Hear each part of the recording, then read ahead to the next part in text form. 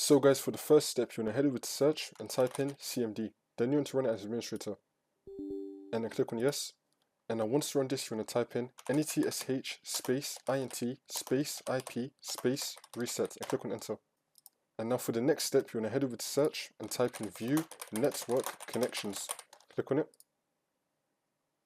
And now you want to find your network adapter. You want to double click on it. And then you want to click on properties. And then you want to click on Internet Protocol version 4. You want to make sure that you have obtain the IP address automatically selected and obtain DNS Server address automatically also selected. So select both of these ones and then click on OK. And click on OK again. And now for the next step, you want to head over to search and type in troubleshoot settings. Click on it.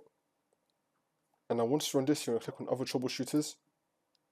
And then next to network and internet, you want to click on run. And then you want to run the network and internet troubleshooter. This will come up. And if it detects any problems for you, it's going to tell you how to fix it. Now once you complete all these steps, you just want to restart your computer and then the problem should be fixed.